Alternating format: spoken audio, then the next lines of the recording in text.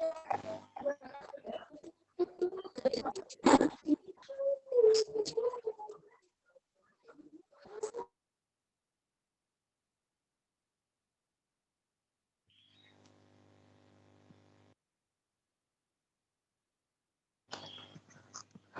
আসসালামু আলাইকুম sir. Sir আসসালামু আলাইকুম। ওয়ালাইকুম সালাম। ভালো আছো তোমরা সবাই? জি স্যার।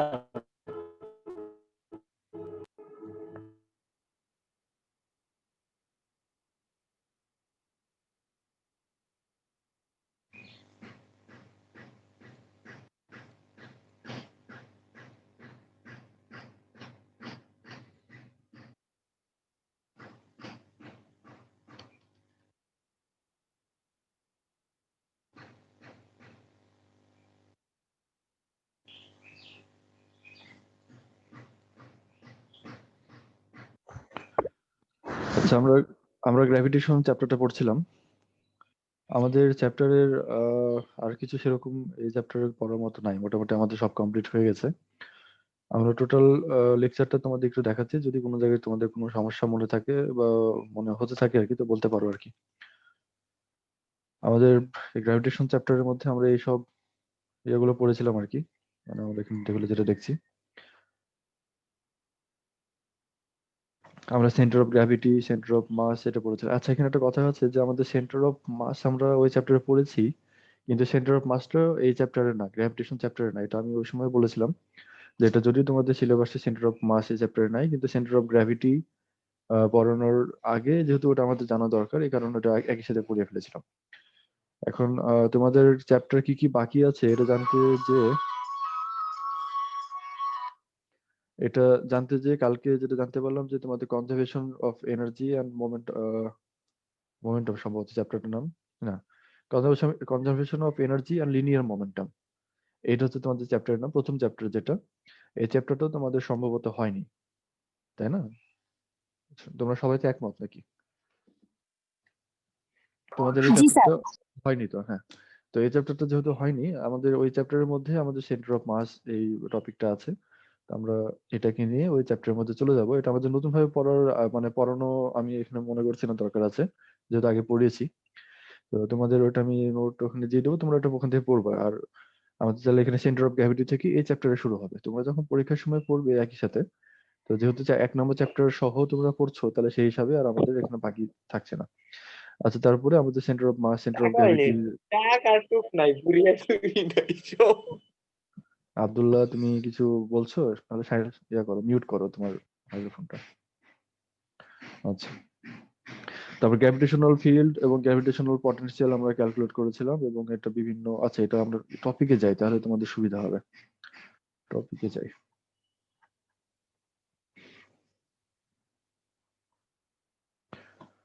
একদম প্রথম ক্লাস থেকে আমরা এটা স্ক্রল করছি।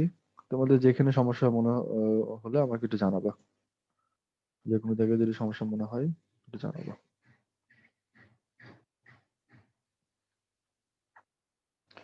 সেন্টার অফ গ্র্যাভিটি গেল,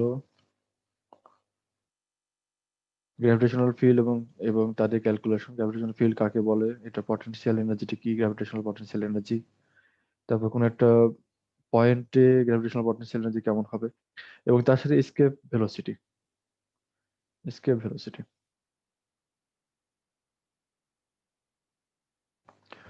কারণ এসকেপ ভেলোসিটি তোমাদের চ্যাপ্টারে যদিও একটু শেষের দিকে ছিল, কিন্তু আমাদের এখানে গ্র্যাভিটেশনাল পটেনশিয়াল যখন পড়িয়েছিলাম, এর সাথে এসকেপ ভেলোসিটিটা চলে আসে বলে আমাদের এই টপিকটা আগে নিয়ে এসে এটা এখানে পড়িয়েছি। এটা আমাদের সিকোয়েন্স চেঞ্জ হলে সমস্যা নেই, একই চ্যাপ্টারের মধ্যে সিকোয়েন্স চেঞ্জ হলে সমস্যা নাই।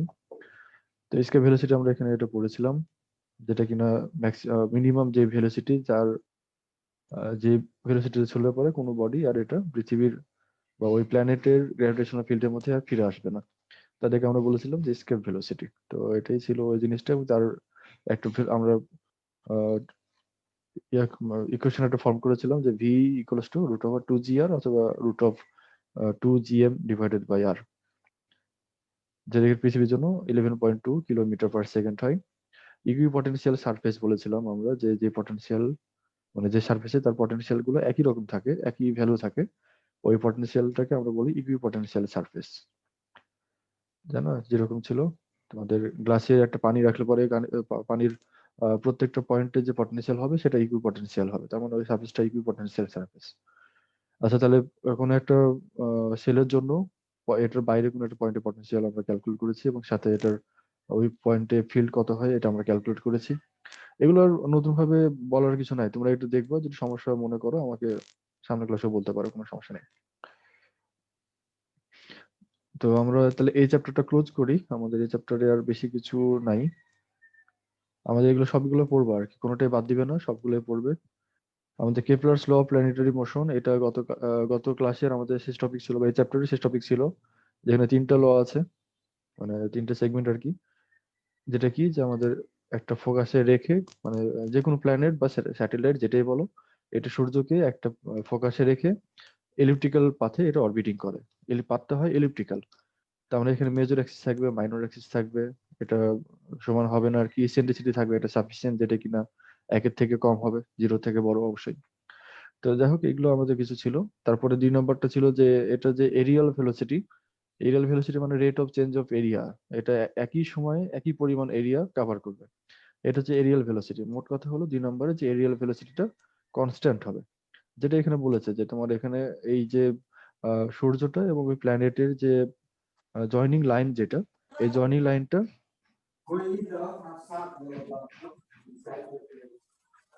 তোমরা একটু সাইলেন্ট করো, মাইক্রোফোন যারা কথা বলছো একটু সাইলেন্ট করো। সুমাইয়া, সুমাইয়া কথা বলছো মনে হয় এবার, একটু সাইলেন্ট করো। আচ্ছা, তাহলে এখানে ওই প্ল্যানেটের এবং ওই সূর্যের যে জয়নিং লাইন, এই লাইনটা সমান সময়ে সমান ক্ষেত্রফল অতিক্রম করবে, এটাকে বলা হচ্ছে তার এরিয়াল ভেলোসিটিটা কনস্ট্যান্ট থাকবে। এইভাবে এটা মুভ করতে হবে প্ল্যানেটটাকে, তার মানে এটা যখন ওই প্ল্যানেটটা ওই ফোকাস থেকে দূরে যাচ্ছে, মানে এরকম কোন একটা পয়েন্টে থাকছে, এইসব জায়গাতে তার ভেলোসিটি হবে খুবই কম, কারণ এখানে অল্প একটু গেলে পরে অনেকখানি এরিয়া কভার করছে। এবং যখন কাছাকাছি আসছে, যেমন এই যে এটা যদি আমাদের সূর্য এখানে থাকে, তাহলে এই যখন কাছাকাছি আসলো ওই সময়তে এটা সব থেকে বেশি ভেলোসিটি এখানে পাবা। তাহলে সব থেকে কম ভেলোসিটি এখানে এবং সব থেকে কম বেশি ভেলোসিটি এই পয়েন্টে থাকবে। এখানে বেশি কেন, কারণ ওই অল্প সময়ের একই সময়ের মধ্যে এখানে বেশি পরিমাণে এরিয়া কভার করতে হবে, কারণ আমাদের এরিয়াল ভেলোসিটিটা কনস্ট্যান্ট রাখতে হবে বলে। এই হচ্ছে আমাদের 2 নম্বরের কথা ছিল। আর 3 নম্বর ছিল যে এটা যে টাইম পিরিয়ড, মানে এর প্ল্যানেটের এই ফোকাসের অ্যাক্রোসের যে টাইম পিরিয়ড কোন একটা প্ল্যানেটের অথবা স্যাটেলাইটের, এটার যে স্কোয়ার, এটা হচ্ছে ওর মিন ডিস্টেন্সের কিউবের প্রপোর্শনাল, মানে যে T square is proportional to a cube. এখন মিন ডিস্টেন্সটাকে আমরা এরকম ভাবে সেমি মেজর অ্যাক্সিস ধরতে পারি। সেমি মেজর অ্যাক্সিস মানে বলেছি আমরা যে এখান থেকে শুরু করে এই পর্যন্ত এটা হচ্ছে মেজর অ্যাক্সিস, এবং মেজর অ্যাক্সিসের হাফ, এই মানে এখান থেকে শুরু করে এই পর্যন্ত সেটা হচ্ছে সেমি মেজর অ্যাক্সিস। এটা আমাদের এখানে এ, যেটাকে আমরা গড় দূরত্ব ধরতে পারি আর কি। তো যাই হোক, আমাদের তাহলে এইভাবে sorry, তাহলে এইভাবে আমাদের এই কথাগুলো বলছে আর কি, কোনো প্ল্যানেট অথবা স্যাটেলাইট এটা এভাবে মুভ করবে আর কি।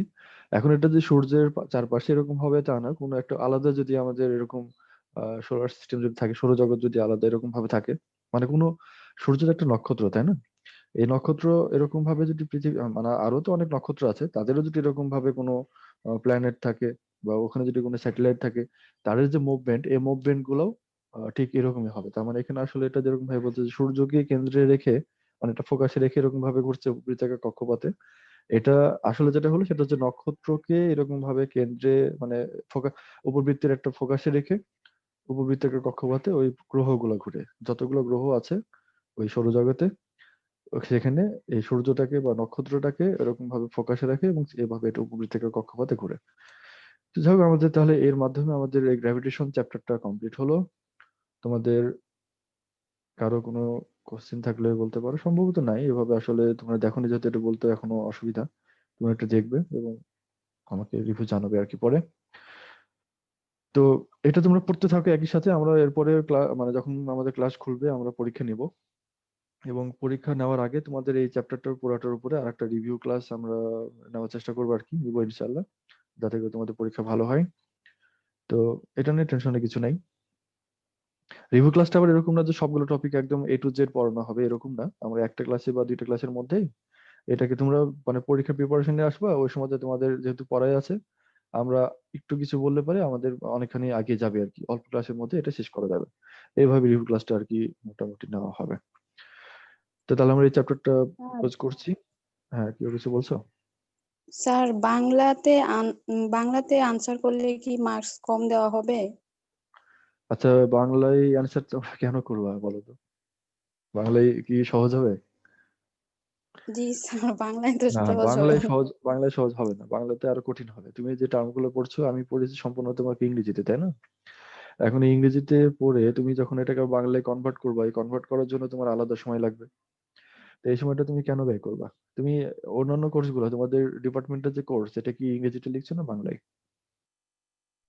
স্যার ইংরেজিতে, কিন্তু ফিজিক্স বাংলায় লেখার অপশন আছে স্যার, না, ম্যাথ এটা লিখলে, ডিপার্টমেন্ট। হ্যাঁ ঠিক আছে, আমি জানি এটা সমস্যা নেই। এটা কিন্তু সমস্যা হলো যে তোমরা যখন এরকম ইংরেজিতে অন্যগুলো কোর্স করছো, লিখছো আর কি, সেক্ষেত্রে বাংলায় লিখলে আমরা হয়তো কাটবো না, কিন্তু তোমাদেরই প্রবলেম। তোমাদের ভালোর জন্য বলছি যে তোমরা ইংরেজিতে লেখার চেষ্টা করো, এটাই ভালো। কেন ভালো? কারণ হলো আমাদের এখানে যে টার্মিনোলজি গুলো আমরা এখানে ব্যবহার করছি, এটা বাংলাতে সবগুলো কনভার্ট করতে গেলে তোমরা একটু ঝামেলায় পড়বে আর কি। তাছাড়া সম্পূর্ণটা যদি আমরা বাংলাতেই পড়াতাম তাহলে এটা কোনো সমস্যা তোমাদের জন্য হতো না। হ্যাঁ, তবে হ্যাঁ, এটা ঠিক যে তোমরা লিখলে আমরা হয়তো কেটে দিব না আর কি, মার্ক তো দিবই আর কি। কিছু আবার সমান সমানে যে হবে এমন তো ভাবার কারণ নাই, কারণ আহ, একজন ইংরেজিতে লিখছে আর একজন বাংলায় লিখছে, সমান সমান যে হবে এমন কথা নেই, কিছু কম বেশি হতেই পারে। আচ্ছা ঠিক আছে, তাহলে এটা ক্লোজ করলাম।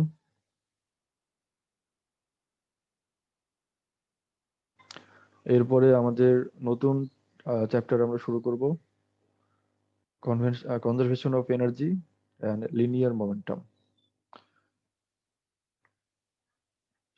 কনজারভেশন অফ এনার্জি আর লিনিয়ার মোমেন্টাম আমাদের এই চ্যাপ্টারের মধ্যে কি কি টপিক আছে আমরা একটু দেখি। আমাদের কনজারভেটিভ ফোর্স এটা আছে, নন কনজারভেটিভ ফোর্স আছে, তারপর conservative system, non conservative system, conservation of energy, conservation of linear momentum. আচ্ছা, conservative force and potential energy এর মধ্যে আছে, এটা হচ্ছে সেন্টার অফ মাস, যেটা আমরা আগে বলেছিলাম, এটা আমাদের পড়া হয়ে গেছে। আর হচ্ছে কোলিশন প্রবলেম। এই কতগুলা বিষয় আমাদের পড়তে হবে আর কি চ্যাপ্টারের মধ্যে। তো এই চ্যাপ্টারটা খুব সহজ চ্যাপ্টার। আমি যদি আগে জানতাম যে তোমাদের এই চ্যাপ্টার হয়নি, তাহলে আমি অবশ্যই এই চ্যাপ্টার থেকে শুরু করতাম। কারণ সরি, কারণ তোমাদের এই চ্যাপ্টার তো তোমাদের কাছে একটু সহজ বলে মনে হবে আর কি। আমাদের ইন্টারমিডিয়েটেও এরকম অনেক কিছু তোমরা পড়েছো, ওই একই ধরনের বিষয় এখানে আসবে। তো কনজারভেটিভ ফোর্স, প্রথম টপিক যেটা আমাদের কনজারভেটিভ ফোর্স, এই জিনিসটা আসলে কি? আমরা তো ফোর্স মানে যেটা জানি যে কোনো কিছুকে সরানোর জন্য বা তার অবস্থার পরিবর্তন করার জন্য আমাদের একটা কিছু প্রয়োগ করতে হয়, যেটা প্রয়োগ করতে হয় এটাকে আমরা বলি ফোর্স বা বল, তাই না? কোনো কিছুকে তার গতি, এত বল আসছে আজকে। তো কোনো কোনো বস্তুর গতির অবস্থা পরিবর্তন করার জন্য আমাদের, মোট কথা হলো যে গতির অবস্থার পরিবর্তন করার জন্য আমাদের কিছু প্রয়োগ করতে হয়, যেটাকে আমরা বল বলি আর কি। এখন এই বলটার আবার দুই ধরনের ক্যাটাগরি হয়, একটা হচ্ছে কনজারভেটিভ ফোর্স আর একটা হচ্ছে আমাদের নন কনজারভেটিভ ফোর্স, যেটাকে তোমরা বাংলাতে বলো সংরক্ষণশীল বল, আর একটা হচ্ছে অসংরক্ষণশীল বল। এখন এই যে সংরক্ষণশীল বা কনজারভেটিভ, এটা এটা বলার কারণটা কি, কনজারভেটিভ ফোর্স বলার কারণটা কি? এটা কোনো একটা ফোর্স যদি এরকম থাকে যে তুমি ধরো যে একটা বস্তুকে এখান থেকে সরিয়ে নিয়ে এখানে যাবে, তাহলে তোমাকে ফোর্স প্রয়োগ করতে হবে, বল প্রয়োগ করতে হবে। এখন এই বল প্রয়োগ করে তোমার এই পর্যন্ত যখন নিয়ে আসলা, তাহলে একটা সরণও হয়েছে, বল প্রয়োগ করেছো এবং একটা সরণও হয়েছে, তাহলে বল এবং সরণের যে গুণফল, এটাকে আমরা বলি কাজ, তাই না? বল এবং সরণের গুণফলকে আমরা বলি কাজ।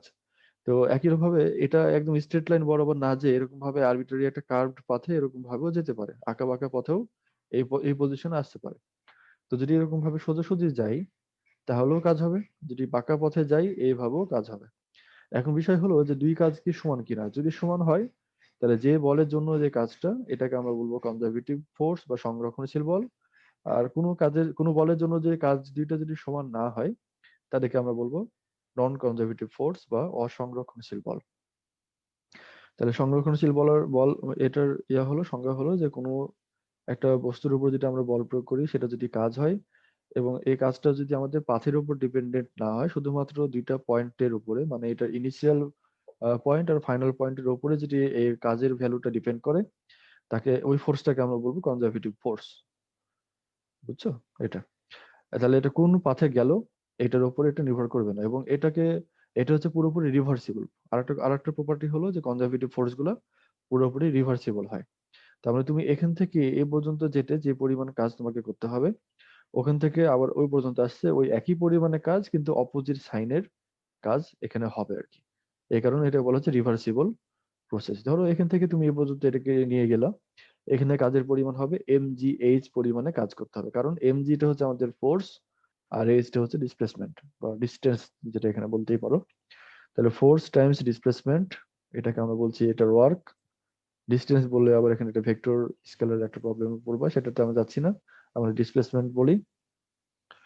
আচ্ছা, তাহলে এখান থেকে এই পর্যন্ত ডিসপ্লেসমেন্ট যদি এইচ হয়, তাহলে এখানে টোটাল ওয়ার্কের পরিমাণ হচ্ছে mgh। এখন mgh টা এই নিচ থেকে উপরে নিয়ে যাওয়ার জন্য ধরলাম যেটা পজিটিভ, তাহলে উপর থেকে যখন নিচে নিয়ে আসলে ওই সময় কি হবে, এটা আবার নেগেটিভ হবে। এটা হচ্ছে আমাদের মানে রিভার্সিবল কথাটা যেটা আমরা বললাম, যেটা পুরোপুরি রিভার্সিবল হবে। এই হচ্ছে আমাদের প্রপার্টি। এখন কনজারভেটিভ ফোর্স, এটার এক্সাম্পল আছে কিছু। স্যার কথাটা আবার একটু বলেন। কোনটা? রিভার্স কি জানি বললেন? রিভার্সিবল, হ্যাঁ। রিভার্সিবল কথা হলো যে তুমি ধরো এখান থেকে এই পর্যন্ত নিয়ে আসলা কাজ, এটা বলটা, এই এই যে লাল কালার যে বলটা দেখছি, এখান থেকে যদি এই পর্যন্ত নিয়ে আসো, তাহলে তোমার কাজের পরিমাণ যদি mgh হয়, পজিটিভ mgh যদি হয়, এখান থেকে যখন আবার এখানে নিয়ে যাবা, মানে নিচে নিয়ে যাবা, ওই সময় কাজের পরিমাণ হবে মাইনাস mgh। তার মানে ফোর্সের জন্য যে কাজটা, এটা রিভার্সিবল হচ্ছে আর কি। কারণ এই পাথটা যদি হয়, মানে রিভার্স করে, মানে তুমি যে পথে গেলা ওই পথের রিভার্সে যদি তুমি আসো, অপোজিট, তোমার এটা কি বলে, এটাকে যদি ঘুরে আসো, তাহলে এখানে কাজটা নেগেটিভ হবে। মানে আগেটা যদি পজিটিভ হয় তাহলে নেগেটিভ, আগেটা যদি নেগেটিভ থাকে তাহলে পরেরটা পজিটিভ। এটা হচ্ছে আমাদের রিভার্সিবল। মোট কথা হলো যে তুমি এটাকে যদি তার ইকুইলিব্রিয়াম থেকে ডিসপ্লেস করে যদি ছেড়ে দাও, এটা আবার আগের অবস্থায় যাবে। মোট কথা হলো এটাকে সহজে রিভার্সিবল হবে কিনা এটা বোঝার জন্য আমাদের সহজ উপায় হলো যে তুমি ওই বল দ্বারা কোনো একটা বস্তুকে তুমি ডিসপ্লেস করো এবং সেটাকে আবার ছেড়ে দাও, মানে ইকুইলিব্রিয়াম থেকে ডিসপ্লেস করে এটাকে ছেড়ে দাও, তাহলে আগের অবস্থায় ফিরে যায় কিনা। যদি যাই, তাহলে ওই ফোর্সটা রিভার্সিবল হবে এবং সেটা কনজারভেটিভ হবে আর কি। এখন এখন এরকম এক্সাম্পল কি কি আছে? এটা এক্সাম্পল হচ্ছে গ্র্যাভিটেশনাল ফোর্স। এটা হচ্ছে আমাদের গ্র্যাভিটেশনাল ফোর্স। আচ্ছা, পজিটিভ কাজ নেগেটিভ কাজ যেটা আমরা বললাম, ধনাত্মক কাজ ঋণাত্মক কাজ, এটা নিয়ে তোমাদের কোনো সমস্যা আছে কিনা? এখানে যে পজিটিভ ওয়ার্ক নেগেটিভ ওয়ার্ক বললাম, তো এটা নিয়ে কোনো সমস্যা আছে কিনা? যদি এটা না, এখানে বললাম, না স্যার। হ্যাঁ হ্যাঁ, এটা এটা একটু বুঝতে হবে আমাদের। এখানে পজিটিভ কাজ বা পজিটিভ ওয়ার্ক যেটা বলছি আমরা, এটা হলো আমরা যেদিকে স্যার ফোর্স অ্যাপ্লাই আছে করছি। স্যার। আচ্ছা ঠিক আছে, থ্যাংক ইউ। আছে, এটা বললাম, মানে এটা বলতে হবে আর কি, প্রবলেম থাকলে অবশ্যই বলবা। হ্যাঁ, তো আমাদের পজিটিভ ওয়ার্ক যেটা আমরা বলছি, আমরা ফোর্স যেদিকে অ্যাপ্লাই করছি সেই দিকে যদি ডিসপ্লেসমেন্ট হয়, এই কাজটা হবে আমাদের পজিটিভ কাজ। মনে করো আমরা এই বলটাকে এই পর্যন্ত নিয়ে যেতে চাই, কি করব? আমরা বলের উপর উপরের দিকে একটা বল প্রয়োগ করব, মানে লাল কালারের যে বল এর উপর উপরের দিকে একটা ফোর্স প্রয়োগ করব। তো এই ফোর্স প্রয়োগ করলে এখানে আসলো, তো ডিসপ্লেসমেন্ট কোন দিকে হলো? আমরা ফোর্স যেদিকে অ্যাপ্লাই করলাম ওই দিকে ডিসপ্লেসমেন্ট হলো। তাহলে এই যে কাজটা হবে, মানে এখানে যে কাজের পরিমাণ কত mgh, তাহলে এই mgh কাজটা হবে পজিটিভ কাজ। কোন ফোর্সের জন্য?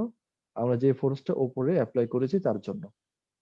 আবার একই সাথে এখানে কোনো একটা পার্টিকেলের উপরে একাধিক ফোর্স কাজ করতে পারে। একটু ভালো করে বোঝো এটা, যে কোনো একটা পার্টিকেলের উপরে একই সাথে একাধিক ফোর্স কাজ করতে পারে। কোনো ফোর্সের জন্য কাজ নেগেটিভ হতে পারে, কোনো ফোর্সের জন্য কোনো ওই কাজটা আবার পজিটিভ হতে পারে একই সাথে। যেমন আমরা যদি এখানে ধরি, এটাকে এই পর্যন্ত নিয়ে আসার জন্য আমাদের কিছু ফোর্স আমরা বাইরে থেকে অ্যাপ্লাই করেছি, আমরা শরীর দিয়ে এটাকে বাহু দিয়ে এটাকে বল প্রয়োগ করলাম, সে উপরে আসলো। এখন একই সাথে তার উপর গ্র্যাভিটেশনাল ফোর্সও কাজ করছে, যেটা কিনা নিচের দিকে। তাহলে গ্র্যাভিটেশনাল ফোর্স চাচ্ছে নিচের দিকে যাক, কিন্তু আমরা আগে ফোর্স আরো বেশি অ্যাপ্লাই করে বললাম যে তুমি উপরে আসো। তাহলে আমরা যে ফোর্স অ্যাপ্লাই করলাম তার জন্য আমাদের এই কাজটা হবে পজিটিভ, কিন্তু একই সাথে গ্র্যাভিটেশনাল ফোর্সের জন্য কাজটা আবার কি হবে? নেগেটিভ হবে। কারণ গ্র্যাভিটেশনাল ফোর্স আছে নিচের দিকে, ও যাচ্ছে অপোজিট উপরের দিকে। তাহলে গ্র্যাভিটেশনাল ফোর্সের জন্য কাজটা নেগেটিভ, কিন্তু আমাদের ফোর্সের জন্য কাজটা পজিটিভ। আবার একই সাথে ধরো উপর থেকে এই পার্টিকেলটা যদি আমাদের নিচে নিয়ে আসতে হয়, তাহলে আমাদের ফোর্স আমরা কোন দিকে প্রয়োগ করছি? আমাদের ফোর্স কিন্তু উপরের দিকেই থাকছে, বুঝছো? আর এই পার্টিকেলটা যে গ্র্যাভিটেশনাল ফোর্স তার উপর কাজ করছে সেটা নিচের দিকে। তাহলে গ্র্যাভিটেশনাল ফোর্সের জন্য তখন কাজটা হবে পজিটিভ উপর থেকে নিচে নিয়ে আসার সময়, এবং আমাদের ফোর্সের জন্য নেগেটিভ। এখানে আমাদের ফোর্সের জন্য নেগেটিভ কিভাবে হলো এটা বুঝতে তোমাদের একটা অসুবিধা হতে পারে আর কি। এটা এভাবে বলা যেতে পারে, মনে করো কোন একটা পার্টিকেল, এটাকে আমরা নিচ থেকে জাস্ট উপরে নিয়ে যাচ্ছি। তো উপরে উপরে এখানে এখানে ছিল পার্টিকেল প্রথমে, এখান থেকে এই পর্যন্ত নিয়ে আসলাম। এই পর্যন্ত নিয়ে আসছে, আমাকে কি ধরে রাখতে বল প্রয়োগ করতে হচ্ছে? আমরা কি এর উপর বল প্রয়োগ করছি? জি স্যার। বল জি প্রয়োগ স্যার। করছি কতখানি বল, কারণ হলো আমাদের এই পর্যন্ত এখানে যখন রাখলাম, এই পজিশনও তার গ্র্যাভিটেশনাল ফোর্স কাজ করছে। আমরা যখন এখানে ফিক্সড রেখেছি, তার মানে হলো আমরা যে পরিমাণ ফোর্স একে অ্যাপ্লাই করলাম আর গ্র্যাভিটেশনাল ফোর্স যে পরিমাণ নিচে কাজ করছে, দুটো সমান সমান, তখন তারা এখানে ব্যালেন্সড অবস্থায় আছে, একটা ইকুইলিব্রিয়াম পজিশনে এটা থাকলো আর কি। এখন আমরা যদি যে পরিমাণ ফোর্স অ্যাপ্লাই করছিলাম সেটা যদি কমাই, আমার ডিরেকশন কিন্তু উপরে আছে, কিন্তু আমরা ফোর্সটা কমাচ্ছি, তাহলে এবার আস্তে আস্তে এটা নিচের দিকে নামবে। তার মানে হলো আমরা যখন এই উপর থেকে এটা নিচে নামালাম, তার মানে হলো আমরা যে ফোর্সটা উপরে প্রয়োগ করছিলাম হাত দিয়ে, এই ফোর্সের পরিমাণটা কমাচ্ছি, কিন্তু ডিরেকশন ওই একই আছে, ডিরেকশন একই আছে। তার মানে হলো আমাদের ফোর্সের জন্য তো কাজটা হবে নেগেটিভ, কিন্তু গ্র্যাভিটেশনাল ফোর্সের জন্য কাজটা পজিটিভ। কিন্তু দুই ক্ষেত্রেই দেখো আমাদের এই কাজটা, মানে এটা যাওয়ার সময় যে একরকম সাইন, আসার সময় আরেক রকম সাইন, তাহলে আমাদের এই ফোর্সটা হচ্ছে আমাদের কনজারভেটিভ ফোর্স। কোন ফোর্সটা? গ্র্যাভিটেশনাল ফোর্সটা। কারণ এই গ্র্যাভিটেশনাল ফোর্স না থাকলে তুমি এটাকে হাত দিয়ে পর্যন্ত নিয়ে আসলে বা নিয়ে গেলা, এটা দুই ক্ষেত্রে আমাদের এই ফোর্সটা আলাদা হতো। এখানে আমাদের ইয়ে হবে, কনজারভেটিভ ফোর্স হবে, শুধুমাত্র গ্র্যাভিটেশনাল ফোর্সটা কনজারভেটিভ হবে। আচ্ছা, তো যাই হোক আমাদের রিভার্সালের বিষয়টা এখানে বললাম। তারপর আরেকটা হচ্ছে ফোর্স ইন ইলাস্টিক স্প্রিং, মানে হলো ইলাস্টিক ফোর্স। যেটা তুমি একটা স্প্রিং কে যদি সংকুচিত করো অথবা যদি প্রসারিত করো, এখানেও একই কথা। আমার কাছে স্প্রিং এখন এখানে নাই আর কি, আমি দেখাতে পারছি না। যাক, তো এই স্প্রিংটা যদি থাকে আর কি, ধরো স্প্রিং কে যদি চাপ দাও তাহলে এটা সংকুচিত হবে, তাহলে তার ইকুইলিব্রিয়াম পজিশন থেকে সেটা কিছুটা ডিসপ্লেসড হলো, তাই না? এই স্প্রিং এর মাথা যদি কল্পনা করো, এই স্প্রিং এর মাথার উপরে যদি আমরা ফোর্স দিই তাহলে এটা কিছুটা সংকুচিত হবে, তার মানে ইকুইলিব্রিয়াম পজিশন থেকে কিছুটা সরে আসলো। তুমি যদি স্প্রিংটা যদি আবার ছেড়ে দাও, মানে ওই ফোর্সটা যদি বন্ধ করে দাও, তাহলে স্প্রিংটা আবার ইকুইলিব্রিয়াম পজিশনে ফিরে যাবে। তাহলে স্প্রিং এর যে ফোর্সটা, এটা কিরকম ফোর্স? এটাকে আমরা বলি ইলাস্টিক ফোর্স। এই ইলাস্টিক ব্যাপার স্যাপার গুলো আমরা পড়বো আমাদের পরবর্তী চ্যাপ্টারে, আমি এটা ইনশাআল্লাহ পড়াবো। তো ইলাস্টিক ফোর্স এটা হচ্ছে আমাদের একটা কনজারভেটিভ ফোর্স, বুঝছো? ইলাস্টিক ফোর্সটাও কনজারভেটিভ ফোর্স, কারণ হলো এটাতে কোন পাথে গেল এর উপরে এটা নির্ভর করবে না। মানে ওয়ার্ক ডানটা, মানে কাজ কি পরিমাণ হলো, এটা পাথের উপর ডিপেন্ড করবে না, এটা নির্ভর করবে হলো এটার ইনিশিয়াল পজিশন এবং ফাইনাল পজিশনের উপরে। এবং এটা পুরোপুরি রিভার্সিবল একটা ফোর্স। তুমি এখানে যেদিকে তুমি যাবা, মানে একদিকে গেলে পরে যে কাজটা হবে যেরকম, মানে যে সাইনের কাজ হবে, এটা যদি অপোজিট পাথে যদি ফিরে আসো, কাজটা ঠিক নেগেটিভ হবে, মানে অপোজিট সাইন হবে আর কি, আগের সাইনের অপোজিট সাইন হবে। এটা একটা।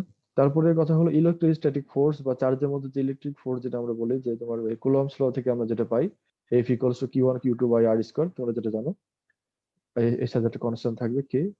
তো যাই হোক, তো ওই ফোর্স যেটা, এটাও আমাদের এখানে একটা কনজারভেটিভ ফোর্স হবে। তাহলে কনজারভেটিভ ফোর্স এটার প্রপার্টি গুলো বুঝতে পারছো? আমাদের এখানে মূল বিষয় হলো এটা পাথের উপরে ডিপেন্ড করবে না, আর যেটা হবে সেটা হলো যে এটা পুরোপুরি রিভার্সিবল। মানে তোমার এটা একদিকে গেলে পরে যে সাইন, আরেকদিকে গেলে পরে আরেকদিকে আসলে পরে সেটা অপোজিট সাইন হবে, কাজের পরিমাণটা এটা আর কি। তাহলে এইভাবে হলে পরে সেটাকে আমরা এরকম ভাবে কনজারভেটিভ ফোর্স বলবো। আর একটা হচ্ছে ম্যাগনেটিক ফোর্স, দুইটা চুম্বকের মধ্যকার যে বল, এটাও আমাদের কনজারভেটিভ ফোর্স হবে। তো এই কনজারভেটিভ ফোর্স যেগুলো আমরা বললাম, এর মধ্যে যে সেন্ট্রাল গ্র্যাভিটেশনাল ফোর্স, তারপরে যে ইলেকট্রোস্ট্যাটিক ফোর্স, ম্যাগনেটিক ফোর্স, এই যে তিনটা ফোর্সের কথা এখানে বললাম না, এই তিনটা ফোর্স হচ্ছে আমরা আরেক রকমের ফোর্স এর ধরনের পড়েছে, যেটাকে আমরা সেন্ট্রাল ফোর্সও বলে রাখি আর কি। এটাকে সেন্ট্রাল ফোর্স মানে হলো এটার যে ফোর্সের যে ভ্যালু, এটা যদি একটা পার্টিকেল হয়, ধরো কোনো একটা পার্টিকেল, এই চারিদিকে যে কোনো পজিশনে তুমি যদি কোনো একটা পার্টিকেলকে রাখো, যদি দূরত্ব একই হয়, তাহলে এটার এখানে রাখলো যা হবে, ওই একই দূরত্ব এই পজিশনে রাখলেও একই হবে, মানে এই অ্যাঙ্গেলের উপরে ডিপেন্ড করবে না। তো অ্যাঙ্গেলের উপর ডিপেন্ড না করলে সেটা আরেকটা ক্যাটাগরির মধ্যে পড়ে যায়, যেটাকে সেন্ট্রাল ফোর্স আমরা এখানে বলি। তো এটা আমাদের এখানে মাথা ব্যথার কারণ নেই, আমরা কনজারভেটিভ ফোর্স পড়ছি। এই কনজারভেটিভ ফোর্স নিয়ে আমরা এখানে বলবো। কোনো ফোর্স একই সাথে কনজারভেটিভ এবং সেন্ট্রাল ফোর্স হয়ে যেতে পারে, যেমন এখানে গ্র্যাভিটেশনাল ফোর্স, ইলেকট্রোস্ট্যাটিক ফোর্স, এই ফোর্স গুলো আমাদের কনজারভেটিভ ফোর্স। তো অবশ্যই সাথে সাথে এটা সেন্ট্রাল ফোর্সও হয়ে যাচ্ছে, কারণ হলো এটা শুধুমাত্র রেডিয়াল ডিস্টেন্সের উপরে ফোর্সের ভ্যালুটা ডিপেন্ড করে, এটা কোন জায়গায় রাখলে এটার অ্যাঙ্গেলের উপরে বা ওরিয়েন্টেশনের উপরে ডিপেন্ড করে না। আচ্ছা, তো এই হচ্ছে আমাদের বিষয়। এটা এখন এই কোন একটা ফোর্স যদি কনজারভেটিভ ফোর্স ফিল্ড হয়, কোন একটা ফোর্স যদি কনজারভেটিভ হতে হয়, তাহলে তার জন্য আমাদের ম্যাথমেটিক্যাল কিছু কন্ডিশন আছে। এই কন্ডিশন গুলো একটু আমাদের জানা দরকার। যে এই জিনিসটার নাম কি জানো তোমরা? এটাকে কি বলো? এখানে যেটা বোল্ড করে দিলাম, এটাকে তোমরা কি হিসাবে জানো? Sir curl. কার্ল হিসাবে জানো। এটা তাহলে এখানে ফোর্সের যে কার্ল যদি আমরা নিই, তাহলে এটা হয় zero. Curl of force equals to zero যদি হয়, তাহলে সেই ফোর্সটাকে আমরা বলি কনজারভেটিভ ফোর্স। এখন কার্ল মানে কি বোঝায়? কোন একটা ভেক্টরের কার্ল মানে হলো যে ওই পয়েন্টে, কোন একটা পার্টিকুলার পয়েন্টে ওই ভেক্টরটা রোটেশন আছে কিনা, মানে ভেক্টরটা ঘুরছে কিনা। ভেক্টর ফিল্ডটা যদি ঘুরে যায় তাহলে তার কার্ল আছে, যদি না ঘুরে তাহলে কার্ল নাই। এখন কার্লের ভ্যালু পজিটিভ হতে পারে, নেগেটিভ হতে পারে। কার্ল যদি পজিটিভ হয় তাহলে একদিকে রোটেশন বোঝায়, নেগেটিভ হলে পারে আরেক দিকে, মানে অ্যান্টি ক্লকওয়াইজ ক্লকওয়াইজের ব্যাপার যেটা, তাহলে তোমরা হয়তো জানো। তাহলে এখানে আমাদের মোট কথা হলো কার্ল। আমরা ভেক্টরের যদি কার্ল নিই এবং এটা যদি জিরো হয়, মানে এই ফোর্স ভেক্টর যেটা, এটা কার্ল যদি জিরো হয়, তাহলে সেই ফোর্সটাকে আমরা বলবো এটা কনজারভেটিভ ফোর্স। তারপরে কথা হলো যে একটা যদি ক্লোজ পাথ যদি নিই, এই যে এই ইন্টিগ্রালটা তোমরা কি চিনো? এরকম ভাবে ইন্টিগ্রেশন চিহ্ন দিয়ে মাঝে গোল, এখানে সি, এই ইন্টিগ্রালটা কি চিনো? Sir close integral. হ্যাঁ, close close circle integral. Close sir close surface integral. Close surface না, এটা ক্লোজ লুপ বলতে পারে এটাকে আমাদের এখানে। এটা ক্লোজ লুপ ইন্টিগ্রাল। হ্যাঁ, আচ্ছা যাক। তো ক্লোজ সারফেস ইন্টিগ্রালও হয় আমাদের। সারফেস ইন্টিগ্রাল হলে এখানে আমার ডাবল ইন্টিগ্রাল থাকতো, অথবা এখানে কার্ভ না হয় সার্ভ ইয়ে হতো, এস হতো আর কি, সারফেস হতো, সেটাও হয়। তো আমাদের এখানে এটা ক্লোজ লুপ। আমাদের যদি এখানে আর একটা পাথ, তাহলে এটা ক্লোজ লুপ বা ক্লোজ পাথ ইন্টিগ্রাল বলতে পারে এটাকে। তো এই ইন্টিগ্রাল মানে হলো তুমি এটাকে কমপ্লিট একটা সার্কেল বা কমপ্লিট একটা পাথ ফুলফিল করবা, তার উপর ইন্টিগ্রালটা আমরা যদি নিই। তো এখানে যেটা হবে সেটা হলো যে এফ ডট ডিআর, এই জিনিসটা কি? এফ ডট ডিআর মানে হলো কাজ। এটা হচ্ছে কাজের পরিমাণ, স্মল ডিসপ্লেসমেন্ট আর এর জন্য স্মল ওয়ার্ক ডান। তো এই স্মল ওয়ার্ক ডান গুলো সবগুলো যদি যোগ করো টোটাল রাউন্ড পাথে, এটা তো তাই বোঝাচ্ছে জানো। এই যে ইন্টিগ্রাল সাইন যেটা, এটা বোঝাচ্ছে যে সি যে ক্লোজ লুপটা, এই লুপের টোটাল অংশে তুমি যদি কাজের ভ্যালু গুলো যদি যোগ করো, তাহলে যা হবে সেটা হচ্ছে এইটুকু ভ্যালু, এবং তার হয় জিরো। এটা জিরো কেন হয়? কারণ আমাদের যদি কোনো একটা ফোর্স কনজারভেটিভ হয়, এটা একই সাথে আমাদের এটা রিভার্সিবলও হয়। তো রিভার্সিবল যদি হতে হয়, তাহলে ধরো এখান থেকে এই পর্যন্ত গেল, এটা এখানে আসলে যে পরিমাণ কাজ, এটা এভাবে যেতে পারে, এই একই পরিমাণ কাজ। ধরো এটা এই পথে যে আবার এই পথে ফিরে আসলো, তাহলে এটা একটা ক্লোজ লুপ হতো। মানে অ্যারো গুলো চেঞ্জ করতে হবে। দেখো আমাদের এভাবে এটা যাচ্ছে, তো এই যে এভাবে মনে করো নীল চিহ্ন দিয়ে এটা এই পর্যন্ত আসলো, তারপর সবুজের অ্যারোটা চেঞ্জ করে দাও, এটা এদিকে করে দাও, এবং এই পথে এটা ফিরে আসলো। তাহলে একদম ইনিশিয়ালি এখান থেকে শুরু করে সম্পূর্ণ পাথ ঘুরে আবার এই পথে যদি ফিরে আসে, সরি, তাহলে তাহলে এখানে যখন গেল, আমরা ধরলাম যে এই পাথগুলো যখন ওইদিকে যাচ্ছে, যেসব জায়গাতে ফোর্সের দিকে যাচ্ছে সেসব জায়গাতে পজিটিভ, এবং যেসব জায়গাতে ফোর্সের অপোজিটে যাচ্ছে সেসব জায়গাতে এটা নেগেটিভ ওয়ার্ক। এবং সবগুলো ওয়ার্ককে তুমি যদি যোগ করো, তাহলে ক্লোজ পাথে যে টোটাল ওয়ার্কের ভ্যালুর সমান হবে জিরো। এই জিনিসটা এটা বোঝাচ্ছে যে ক্লোজ লুপ ইন্টিগ্রাল যদি আমরা নিই, এই close loop integral of small work done equals to zero, এটা হবে। এখন এখানে বলতে পারো যে এখানে এখানে এমন জায়গা আছে যেখানে কাজটা পুরোপুরি আহ, একই দিকেও যায়নি ফোর্সের দিকে, আবার পুরোপুরি এটা অপোজিট দিকেও যায়নি। তাহলে এখানে নেগেটিভ পজিটিভের যে বিষয় সেটা হলো আমাদের ফোর্সের তোমার এটাকে কি বলে, প্রজেকশন, অভিক্ষেপ, তাই না? লম্ব অভিক্ষেপ যেটা তুমি বলে প্রজেকশন, ফোর্সের প্রজেকশনটা কোন দিকে আছে? ফোর্সের প্রজেকশন যদি থাকে এই অপোজিট দিকে, তাহলে কাজটা অপোজিট হবে, নেগেটিভ হবে। আর ফোর্সের প্রজেকশন যদি পজিটিভ দিকে থাকে, তাহলে কাজটা হবে তোমার পজিটিভ ওয়ার্ক। বুঝছো? আমাদের ফোর্সের পজিটিভ দেখে, প্রজেকশন দেখে আমাদের বলতে হবে। প্রজেকশন মানে কি বোঝায়? যে ছায়া, তুমি দাঁড়িয়ে থাকলে পরে সূর্যের অপোজিটে তুমি যখন দাঁড়িয়ে আছো, তাহলে তখন তোমার একটা ছায়া পড়ে। তো এরকম ভাবে আমরা যদি ফোর্সটা যেদিক থেকে যাচ্ছে এই দিক থেকে যদি একটা লাইট ফেলতাম, তাহলে ফোর্সের যে ছায়াটা পড়তো, এটা হচ্ছে ওই ডিরেকশনে তার প্রজেকশন, যেটাকে আমরা cos থিটা দিয়ে বলি, এফ cos থিটা বলি না, W equals to F S cos theta. তো ওই F S F cos theta যেটা, এটা হচ্ছে এস এর ডিরেকশনের প্রজেকশন। তো ওই প্রজেকশনের ভ্যালুটা এই এস এর দিকে যদি হয়, একই দিকে যদি হয়, তাহলে এটা পজিটিভ ওয়ার্ক। আর যদি অপোজিট দিকে হয় তাহলে নেগেটিভ ওয়ার্ক।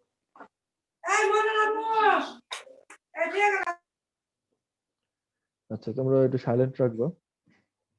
তো যাই হোক, আমাদের তাহলে 2 নম্বর প্রপার্টি হলো যে টোটাল ক্লোজ লুপে আমাদের যে ওয়ার্ক ডান গুলো, এই যে আমরা যদি স্যার ইয়ে নিই, ক্লোজ সার্কিট ইন্টিগ্রাল যদি নিই, তাহলে এটা জিরো হবে। হ্যাঁ ধ্রুব বলো। স্যার স্যার এখানে যে বলো। যে ক্লোজড ইন্টারভালের যে স্যার লোয়ার লিমিট আছে সি, কিন্তু এটা আচ্ছা, আপার আপার তো লিমিট কিছু দেখছি।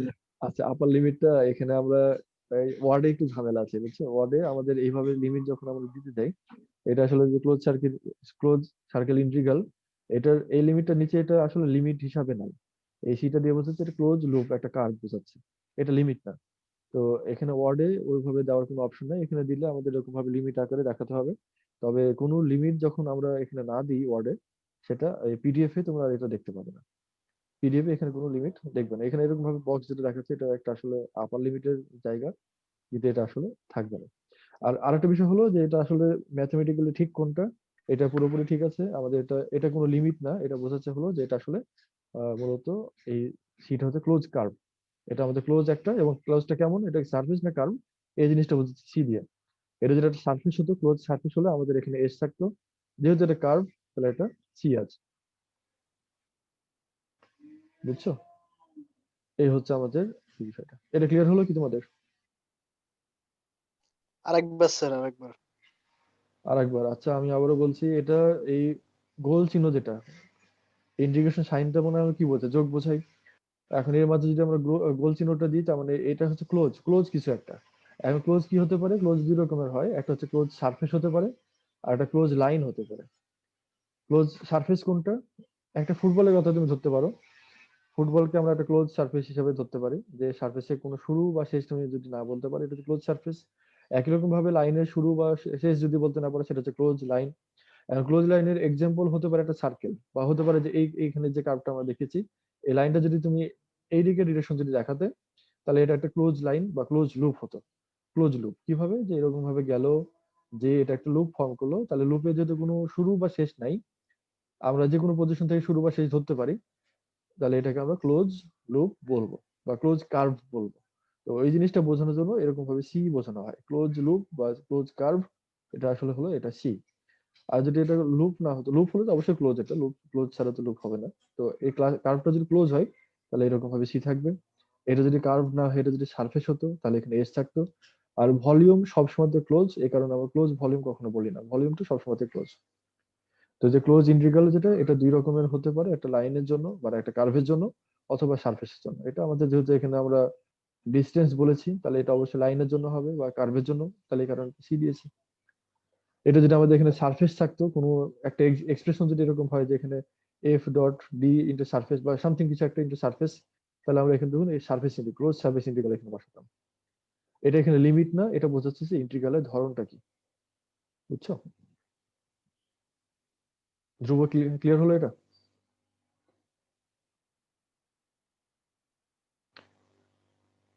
আচ্ছা, ও সম্ভবত শুনতে পাচ্ছে না। ধ্রুব, তুমি এটা দেখবে এটা ক্লিয়ার হয়েছে কিনা তোমার, না হলে এটা পরে আবার বলবে।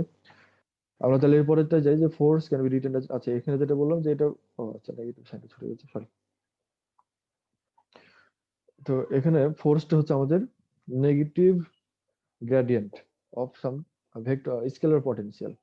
আমাদের যদি তোমার কোনো একটা ফোর্সকে যদি এটাকে ইয়া হতে হয়, আমাদের কনজারভেটিভ ফোর্স দিতে হতে হয়, তাই ওই ফোর্সটাকে অবশ্যই কোনো একটা এরকম পটেনশিয়াল থাকবে, স্কেলার পটেনশিয়াল, যার নেগেটিভ গ্রেডিয়েন্ট হিসাবে প্রকাশ করা যাবে।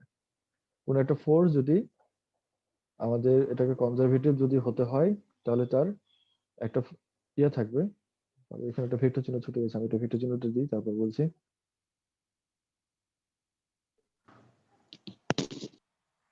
হুম, এখন ঠিক আছে। তাহলে এই ফোর্সটাকে যদি আমাদের কনজারভেটিভ ফোর্স হতে হয়, তাহলে এটাকে এমন একটা ফাংশন থাকবে যেটা কিনা স্কেলার পটেনশিয়াল, ওই ফাংশনের নেগেটিভ গ্রেডিয়েন্ট নিয়ে যদি ফোর্সটাকে প্রকাশ করা যেতে হতে হবে আর কি, যেতে পারতে হবে। যদি এরকম ভাবে প্রকাশ করা না যায়, তাহলে সেটা কনজারভেটিভ ফোর্স না।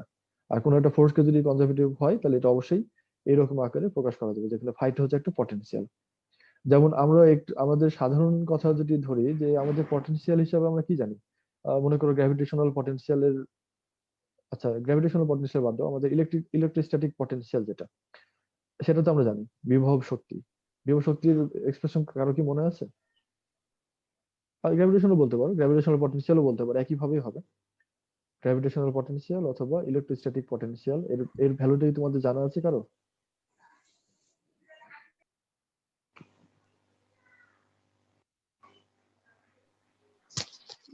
Sir, V is equal to 1 by 4 pi epsilon naught Q by R.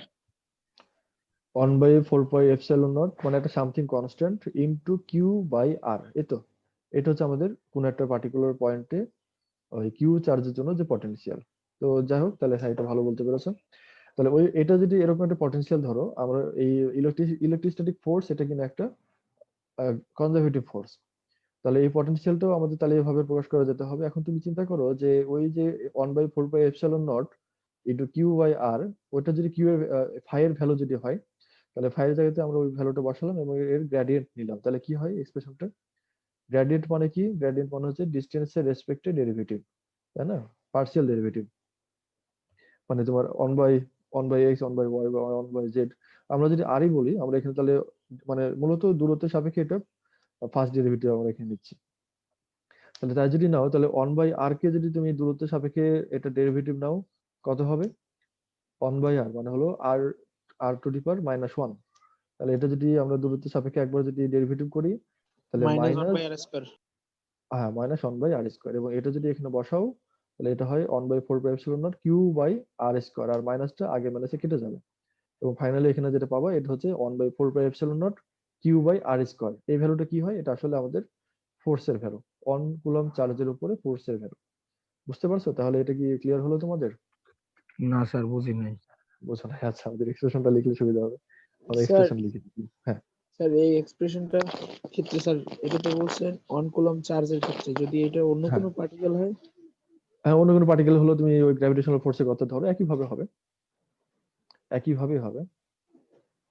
আচ্ছা স্যার, ঠিক আছে। আচ্ছা, তাহলে এখানে আমাদের সামথিং একটা কনস্ট্যান্ট, এখানে এটা থাকে হলো কিউ ডিভাইডেড বাই আর, তাই না? কিউ বাই আর, আর এখানে থাকবে হলো তোমার যে কনস্ট্যান্ট যেটা, আচ্ছা কনস্ট্যান্ট আমরা যেটা আছে ওটা তো কনস্ট্যান্ট, আমরা একে জাস্ট কিউ বললাম, কে বললাম মনে করো, এটা কনস্ট্যান্ট কে, এটা হচ্ছে আমাদের ইলেকট্রোস্ট্যাটিক পটেনশিয়াল। এখন এটাকে যদি আমরা পটেনশিয়ালকে আমরা যদি ভি না বলে, এক্ষেত্রে যদি আমরা ওই ফাই যেটা এখানে বলেছিলাম সেটাই যদি বলি, তাহলে ফাই ইকুয়ালস টু এটা। এখন আমরা যদি একে ওই ভ্যালুটা যদি বসাই এটাতে, তাহলে কি হয়? এটাতে যদি আমরা বসাই তাহলে কি হয় দেখি।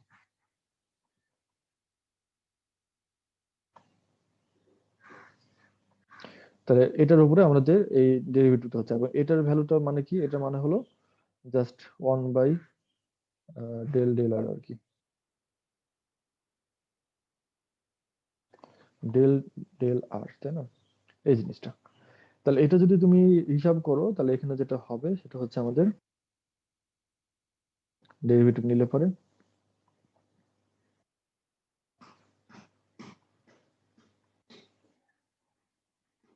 এখান থেকে এটাতে কে তো বাইরে চলে যাবে, কে বাইরে থাকলো, আর আচ্ছা টোটাল যে ভ্যালুটা আছে এখানে ইয়ে করি, এই চিহ্নটা চলে যাচ্ছে যেটা আমরা এটা অপারেট করে ফেলেছি, এবং এখানে হবে কিউ,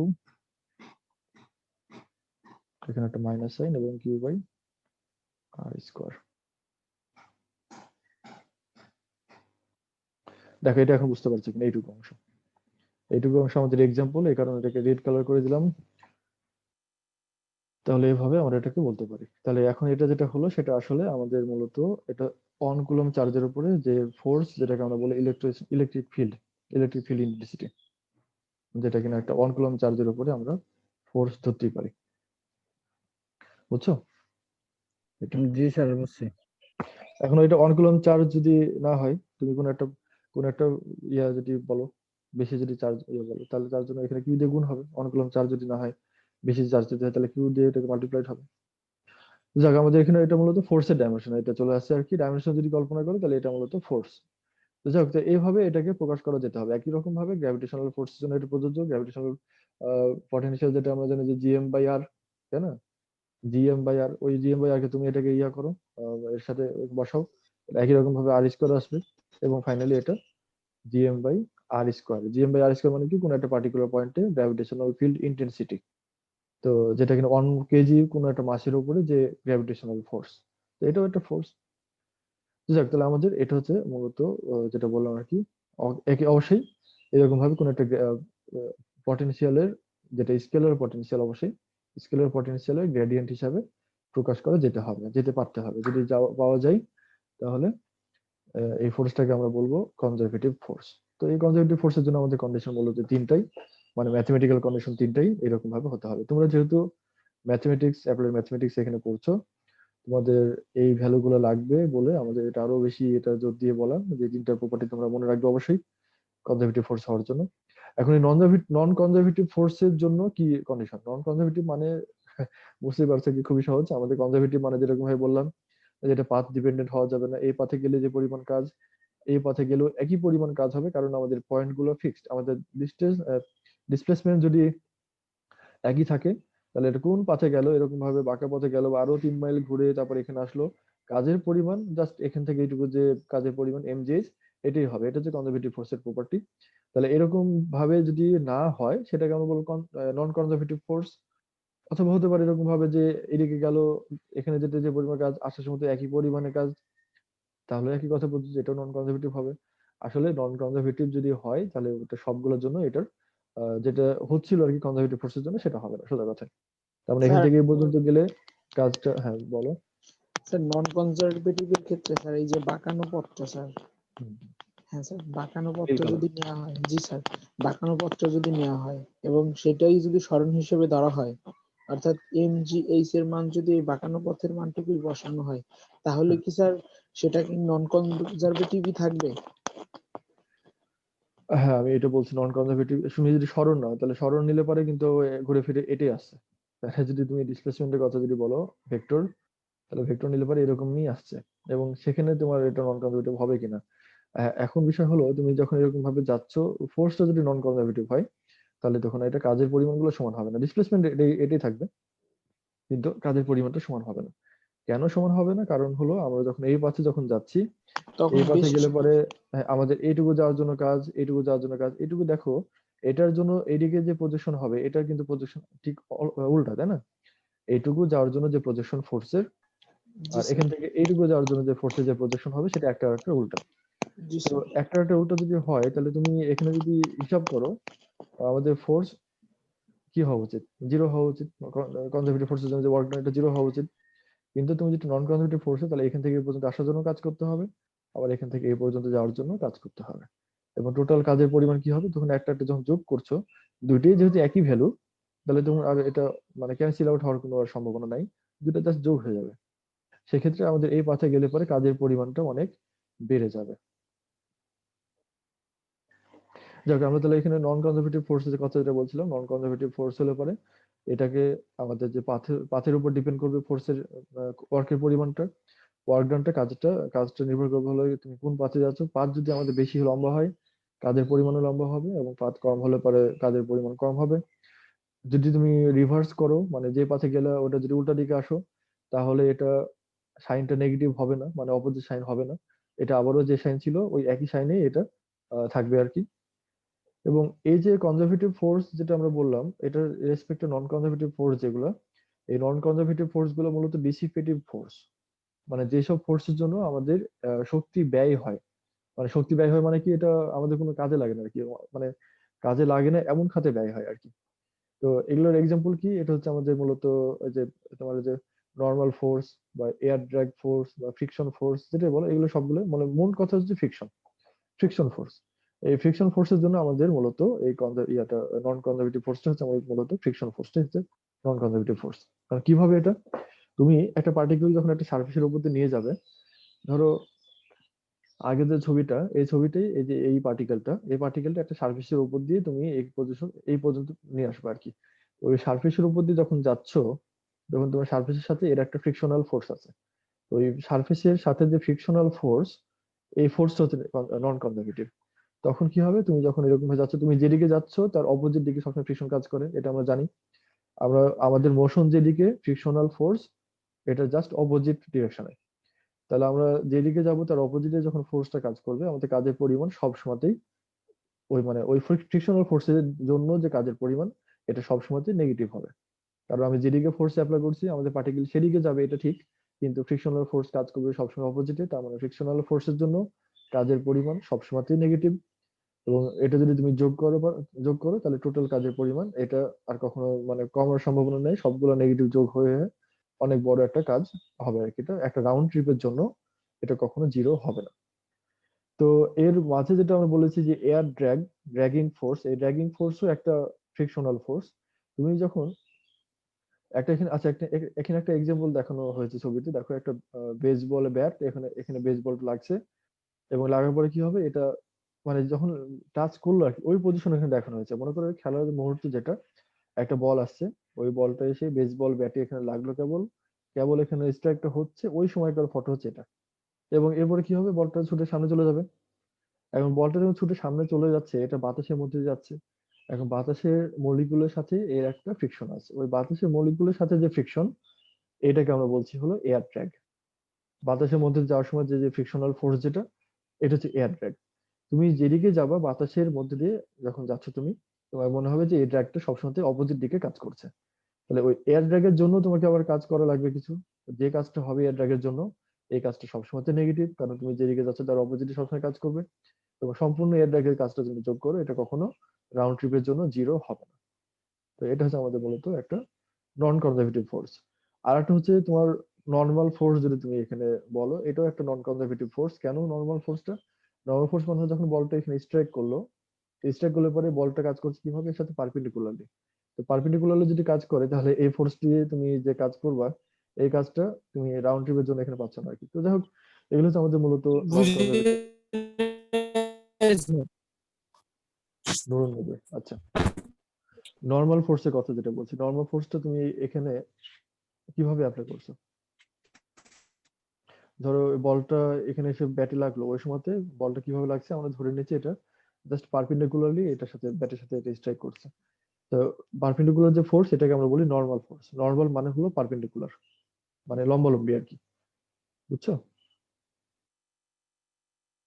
তো এই নর্মাল ফোর্সটা এখানে বেসবলের ব্যাটে কি কি ফোর্স আমাদের কাজ করছে সেটা এখানে দেখানো হয়েছে। যে এখানে ফোর্স অন্তর্গত হলো এই নর্মাল ফোর্স, যেটা এর সাথে পারপেন্ডিকুলারলি কাজ করছে। তারপর বলটা যখন চলে যাচ্ছে, এটা এয়ার ড্র্যাগ, আর এটা হচ্ছে ফ্রিকশন। এই কতগুলো ফোর্স এখানে কাজ করছে। তো এর মাঝে স্যার হলো এয়ার এয়ার ড্র্যাগ। ট্যাগের বাংলা কি স্যার? এয়ার ড্র্যাগের বাংলা কি? বাতাসের ঘর্ষণ বলতে পারো, ড্র্যাগিং ফোর্স, বুঝছো? ফ্রিকশন এটা এমনি, এই ফ্রিকশনটা আবার হলো এখানে এই বেসবল ব্যাটের জন্য যে ফ্রিকশনের কথা এখানে যেটা বলেছে, এটা হলো তুমি যখন ব্যাটে স্ট্রাইক করছো, ওই বলটা তো একটা সাফিসিয়েন্ট একটা ভেলোসিটি নিয়ে, একটা কাইনেটিক এনার্জি নিয়ে এদিকে আসছে। তো ওই কাইনেটিক এনার্জি যখন আসছে, তখন এটা কিছুটা হলো তোমার এখানে স্লাইডিং এর ব্যাপার স্যাপার থাকবে। একটা হচ্ছে তোমার ব্যাট যখন ধরছো, ব্যাটের গ্রিপে কিছু স্লাইডিং হবে, এখানে গ্রিপটা একটু ঘুরতে পারে।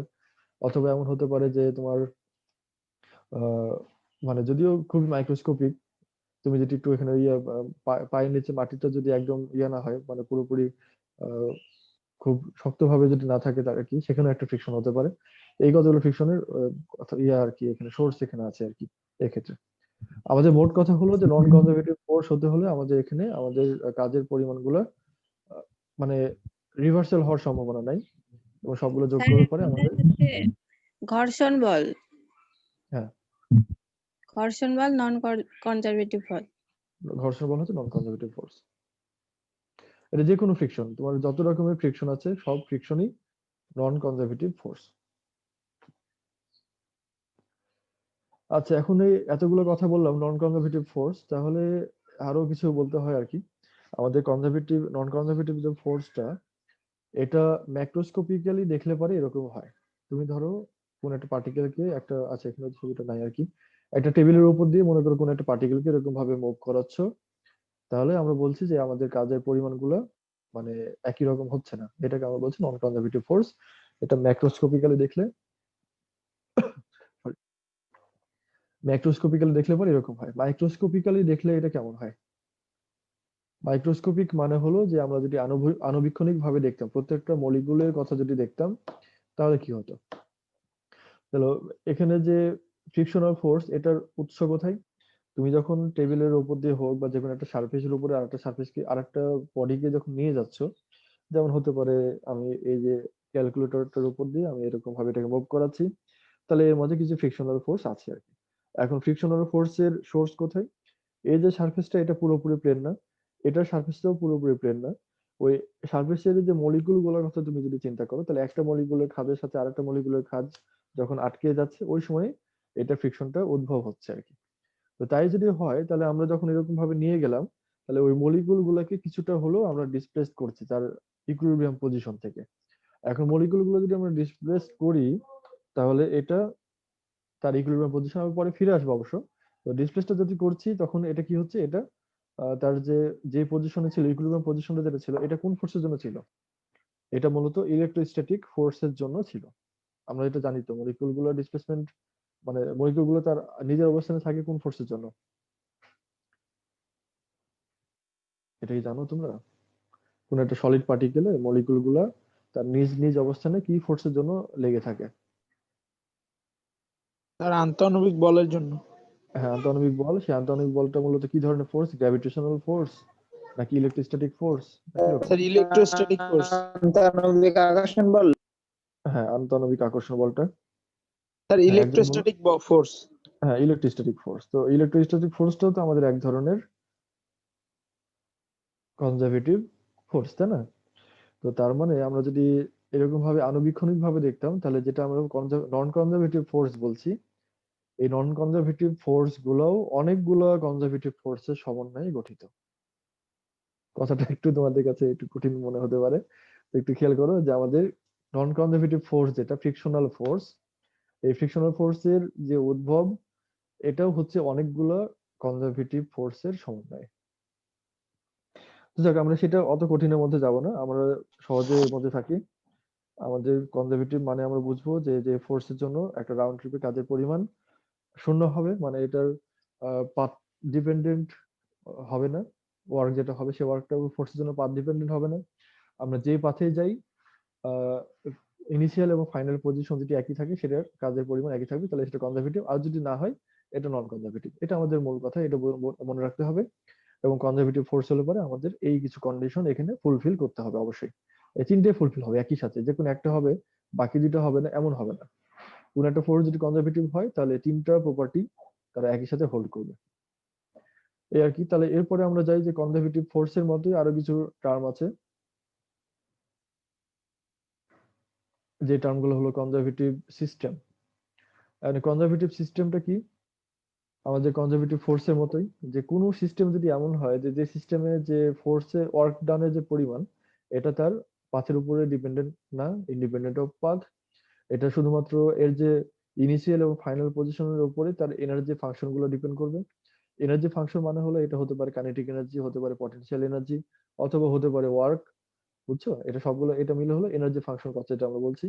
তাহলে এই এনার্জি ফাংশনটা শুধুমাত্র এটার ইনিশিয়াল এবং ফাইনাল ভ্যালুর উপরে, ফাইনাল ভ্যালু মানে ফাইনাল পজিশনের উপরে এটা ডিপেন্ড করবে, বা এটা ডিফারেন্সের উপরে এর এনার্জি ফাংশনটা ডিপেন্ড করবে। স্যার এর এই বাইরে আর এনার্জি কিছু স্যার এই এনার্জিটা ডিপেন্ড করবে যখন বস্তুটা স্থির ছিল এবং তাকে ডিসপ্লেসমেন্ট করানোর ফলে অন্য অবস্থানে নিলাম, এই দুইটা অবস্থানের উপর, তাই তো? হ্যাঁ, initial position, final position, sir এটা বলছি। ইনিশিয়াল পজিশন, ফাইনাল পজিশন, সে স্থির ছিল কিনা বা গতিশীল ছিল তাকে আরো গতিশীল করলো কিনা, এত কমপ্লেক্সে যাওয়ার দরকার নেই। আমরা বুঝবো যে এটা ইনিশিয়াল এবং ফাইনাল পজিশনের উপরে এটা এনার্জি ফাংশনটা ডিপেন্ড করবে। এখন তুমি যেটা বললো যে স্থির ছিল তাকে একরকম হবে, সে নিজে একটা গতিশীল অবস্থা ছিল, তাকে আমরা আরো গতিশীল করলাম, এটা আরেক রকম কথা। যাক, আমরা ওই দিকে না যাই, আমরা ধরি যে এটা স্থির ছিল প্রথমে, তো তাকে আমরা সরিয়ে নিয়ে যে আরেকটা অবস্থানে নিয়ে গেলাম, ওখানে রাখলাম, সেখানে সে স্থির। তাহলে ওই দুই ভ্যালুর মানে যে হাইট আর কি, সেই ডিসপ্লেসমেন্টের মানে যেটুকু ডিফারেন্স হলো আর কি, সেই ডিফারেন্সের সাথে এটা সম্পর্কিত আর কি। এটা কোন পাথে নিয়ে গেল এটার উপরে ডিপেন্ড করবে না। তাহলে সেই সিস্টেমটাকে আমরা বলবো কনজারভেটিভ সিস্টেম। এবং ওই সিস্টেমটা পুরোপুরি রিভার্সিবল হবে, কমপ্লিটলি রিভার্সিবল হবে, মানে যেখানে যে ফোর্সটা ওই সিস্টেমে অবশ্যই এটা রিভার্সিবল। তাহলে আমরা বলি যে এটা কনজারভেটিভ সিস্টেম, যেটা কিনা আমরা আগেও ফোর্সের জন্য বললাম। তাহলে আমরা যখন ফোর্সের ডেফিনেশন দিচ্ছি আমাদের টার্গেটটা থাকবে ফোর্সকে নিয়ে বলা।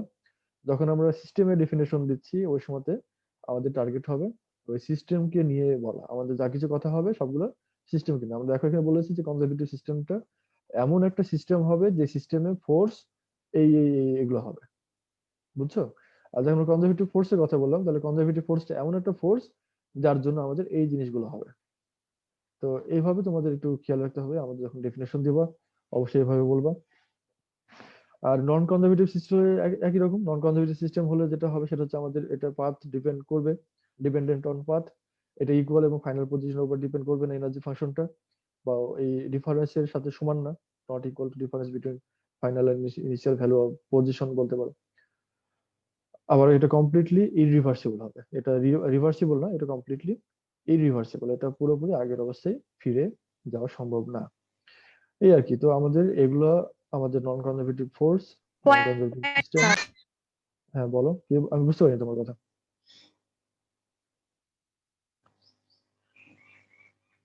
এটার নাম কি? এসমা আক্তার, আরেকবার একটু বলো।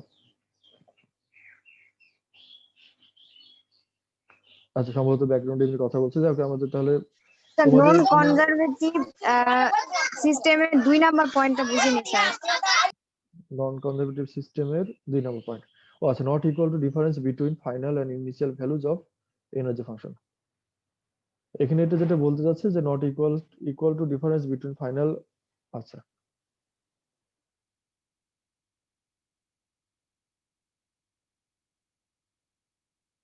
তোমার এখানে এনার্জি ফাংশনের কথা যেটা আমরা বললাম আগে, সেই এনার্জি ফাংশনের যে ভ্যালুগুলো এটা চিন্তা করো। এখানে কি কি হতে পারে? এটা ওয়ার্ক হতে পারে, এটা কাইনেটিক এনার্জি হতে পারে, ফাইনাল পটেনশিয়াল এনার্জি হতে পারে। তো এই যে কাইনেটিক, আচ্ছা এমনি ওয়ার্কের কথা বলি, যে টোটাল যে ওয়ার্ক ডান, এই ওয়ার্ক ডানটা এটা ইনিশিয়াল ভ্যালু মানে ইনিশিয়াল পজিশন এবং ফাইনাল পজিশনের উপর ডিপেন্ড করে, তাই না? এটা ডিপেন্ড করবে, এবং ইনিশিয়াল পজিশন ফাইনাল পজিশনের যে ইয়াটা ডিফারেন্স, যেটা এই ডিফারেন্সের সাথে এটা সমান হবে। তার মানে এটার এনার্জি ফাংশন যদি ধরো যে ওয়ার্কের কথা যদি ধরো, তাহলে এটা সরি, এটা পটেনশিয়াল এনার্জির কথা যদি ধরো, তাহলে পটেনশিয়াল এনার্জির ইনিশিয়াল ভ্যালু এবং ফাইনাল ভ্যালু যে ডিফারেন্স, এটা হচ্ছে টোটাল ওয়ার্ক ডানের সমান হবে। এটার মূল কথা হলো এটা, ইনিশিয়াল ভ্যালুতে যে পটেনশিয়াল, ফাইনাল ভ্যালুতে যে পটেনশিয়াল, এই দুটো যদি ডিফারেন্স নাও তাহলে এটা ওয়ার্ক ডানের সমান হবে। আর এখানে যেটা বোঝাতে চেয়েছে সেটা হলো, এখানে ইনিশিয়াল ভ্যালুর পটেনশিয়াল এনার্জি, ফাইনাল পজিশনের পটেনশিয়াল এনার্জি, এই দুটো যদি ডিফারেন্স নাও তাহলে এটার ওয়ার্ক ডানটা এটা সমান হবে না, এটাই বোঝাতে চেয়েছে, not equal to difference between. দেখ, এটা একটু ঘেন দিয়ে লিখলে ভালো হতো আর কি। ক্লিয়ার হলো? একটু বুঝতে পারলে? জি স্যার, জি স্যার। হ্যাঁ, আচ্ছা। তো যদি তোমাদের আর সমস্যা না থাকে আমরা এখানে শেষ করি আজকে। আমরা সামনের ক্লাসে আবার এখান থেকে শুরু করবো। তোমাদের আজকে আমি ওই যে গ্র্যাভিটেশন চ্যাপ্টারটা পুরোপুরি লেকচার দিয়ে দিব আজকে। আজকে বলতে কি এখনই তোমরা এটা মানে নিয়ে নেবে স্যারদের কাছ থেকে, এবং কমপ্লিট পিডিএফ। এটা যদি তারপরে সমস্যা মনে করো কোনো জায়গায় আছে, এটা আমাকে বলবে, আমরা আলোচনা করবো আর কি এটা নিয়ে। তো ঠিক আছে, ভালো থেকো কনজারভেটিভ সবাই। সিস্টেম আর নন কনজারভেটিভ সিস্টেমের উদাহরণটা। আচ্ছা, নন কনজারভেটিভ সিস্টেমের উদাহরণ হলো যে আমাদের কোনো একটা সিস্টেম যেটা কিনা যে নন কনজারভেটিভ সিস্টেম নিয়ে যে উদাহরণগুলো, এখন এরকম হতে পারে যে একটা গ্র্যাভিটেশনাল ফিল্ড যেখানে আছে, ধরো যে একটা স্পেসিফের মধ্যে তুমি যদি চিন্তা করো, ওই স্পেসিফটা পুরোপুরি গ্র্যাভিটেশনাল ফিল্ডের মানে ইয়াতে আছে আর কি, তার মধ্যে যে ভার্চুয়াল যে গ্র্যাভিটেশন আছে তার মধ্যে আছে, এবং সেটা একটা কনজারভেটিভ সিস্টেমের উদাহরণ। যদি শুধু গ্র্যাভিটেশনাল ফোর্সের কথা চিন্তা করো, এখানে কোনো ফ্রিকশন যদি না থাকে, আইডিয়াল সিস্টেম। আর যদি নন কনজারভেটিভ সিস্টেম হয়, আমরা প্র্যাকটিক্যালি যতগুলো সিস্টেম দেখি সবগুলো সিস্টেমই প্রায় নন কনজারভেটিভ সিস্টেম। বুঝছো? আমরা প্র্যাকটিক্যালি যত ইঞ্জিন বলো, সবগুলো ইঞ্জিন হচ্ছে নন কনজারভেটিভ, কারণ এখানে তোমার ফ্রিকশনাল ফোর্স এর সাথে ইনক্লুডেড আছে। এর সাথে কনজারভেটিভ ফোর্স আছে কিছু, কিন্তু এখানে আমাদের ফ্রিকশনাল ফোর্সও ইনক্লুডেড আছে। যেসব সিস্টেমে ফ্রিকশনাল ফোর্স থাকবে ওই সিস্টেমটা আমাদের নন কনজারভেটিভ সিস্টেম হয়ে যাবে। আর যে সিস্টেমে কনজারভেটিভ ফ্রিকশনাল ফোর্স বা নন কনজারভেটিভ ফোর্স ইনক্লুডেড থাকবে না, সেগুলো হচ্ছে কনজারভেটিভ সিস্টেম। আচ্ছা, ঠিক আছে, তাহলে আর যদি কোনো সমস্যা না থাকে আমরা শেষ করি। তোমাদের কি অন্য ক্লাসটা কি হচ্ছে, মানে ফিজিক্সের মেকানিক্সের অন্য ক্লাসটা কি হচ্ছে?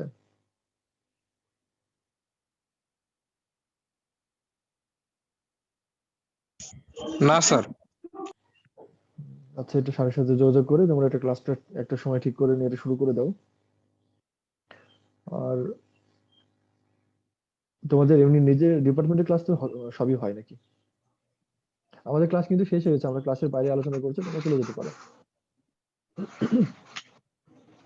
এমনি তোমাদের ডিপার্টমেন্টের ক্লাস কি হচ্ছে না এটাও হচ্ছে না? স্যার অনেকগুলো কোর্সে হচ্ছে, আবার অনেকগুলো কোর্সে হচ্ছে না। আচ্ছা, ঠিক আছে, তাহলে যেগুলো হচ্ছে না সাথে সাথে একটু যোগাযোগ করো, যোগাযোগ করে এটা সাথীকে বলো কখন তারা সময় করে নিতে পারেন আর কি, ভাবে সময় করে এটা বের করে নিয়ে সময়টা ক্লাসটা করো আর কি।